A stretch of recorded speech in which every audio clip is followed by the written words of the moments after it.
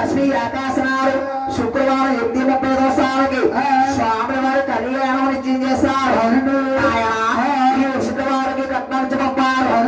అదే మాదిరిగా శాస్త్రాధిపతి సాగిలేరట నారాయణపట్నాన పెళ్లి పల్లె మొదలు పెడతారా మొదలు పెడతారా ఆయన పసలే కొట్టేరు ఆయన పనులే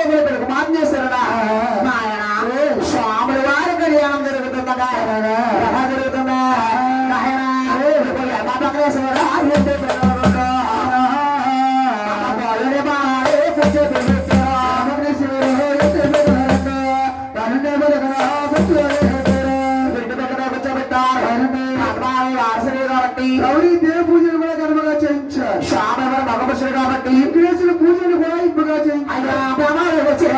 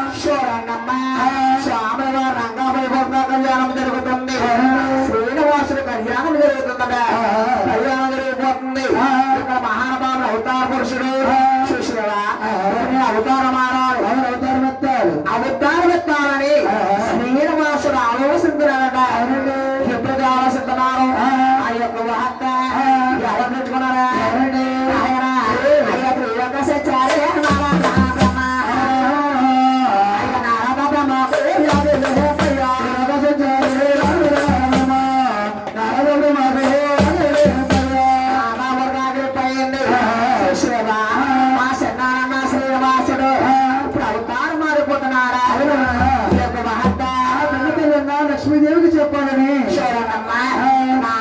ఆలోచించాడు. ఆలోచించి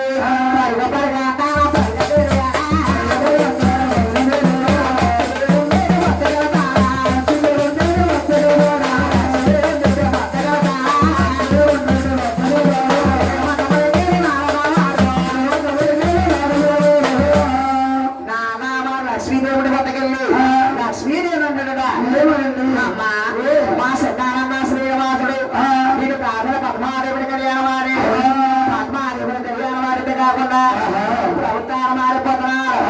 ఇప్పుడు కానీ వెళ్ళకపోతే ఈ పశు కుక్కలు నీకు దక్కవే తల్లి, ఈ పశు కుక్కలు నీకు దక్కవన్నారట.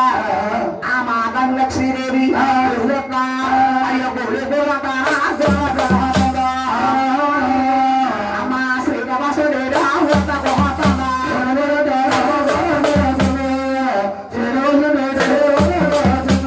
లక్ష్మీదేవి శ్రీనివాసుడు వద్దకు వచ్చి శ్రీనివాసుడు నాదా ప్రాణేశ్వర అయ్యా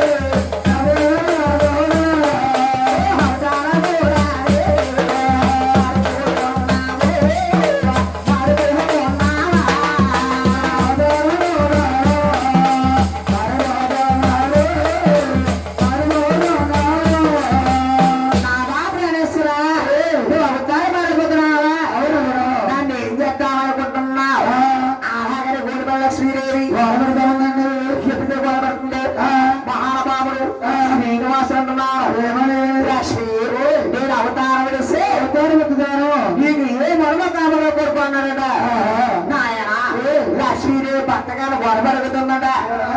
పడుతుందా సత్కాయ ఉన్నా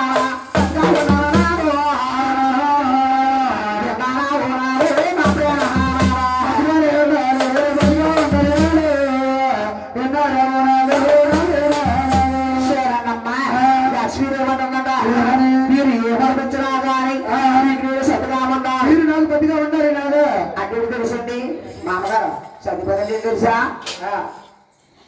తెలుసండి తెలుసా? అంటేనమ్మా లక్ష్మీదేవి గొడవడుగుతుంది. ఏదో తెలుసా? నావా యుగ యుగాలకు కూడా మీరు నేను కూడా భార్యాభర్తల కింద ఉండాలి. ప్రాణేశ్వర అటువంటి వరం నాకు కావాలన్నదా. మహానుభావుడు శ్రీనివాసుడు లక్ష్మీదేవి వదిలిస్తున్నాడా. లక్ష్మి నేను శ్రీనివాసుడు అవతారం చాలించి దిగుమాత్రపతిలో పండితమరాజు గారు తల్లి ప్రేమదేవి రామదేవి గర్భాన మీరు ఏడుకొండవరే జన్మిస్తా. మీరు ఏడుకొండవరే జన్మించిన తర్వాత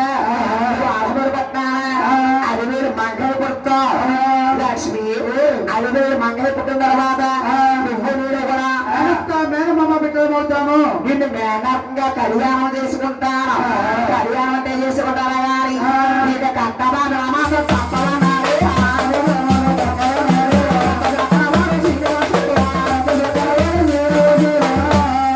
చెప్పుకోతే వస్తా నన్ను ఆర్పిస్తరంలో ఎవరో ముడివేసుకున్నాడు వచ్చి నా ఎడమ వస్త్రం ఎత్తున్నారని నువ్వు కాపల మనిషి పెట్టి లక్ష్మి నన్ను అడుగు పాలు చేస్తావు.